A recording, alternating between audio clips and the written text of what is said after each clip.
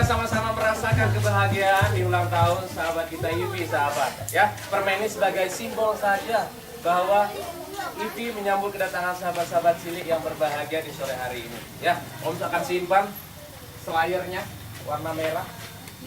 Ya, simpan dulu. Biasanya pesulap pakai apa? Pakai apa? Tongkat. Pesulap pakai apa? Tongkat. Bukan pakai sapu tangan. Bukan.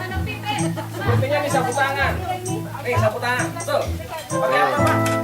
Tadi bilang pakai apa? Tongkat.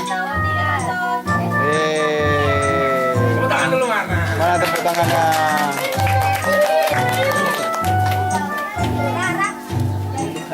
Oke, sama-sama kita.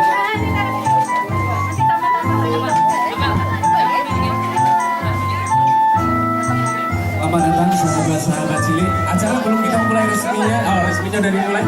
Tapi acara puncak belum kita mulai. Silakan memasuki ruangan. Karena sesaat lagi, beberapa detik lagi kita akan merayakan puncak tasyakuran atau milad ulang tahun sahabat cilik kita, Ivy, yang ketiga, sudah hari ini 25 Desember 2011. Ambil kadonya, terima kasih atas kehadirannya sahabat. Wah, silakan menempati tempat duduk karena kita akan menuju puncak acara milad tasyakuran. Semuanya, sahabat cilik semuanya, kita berdiri semua.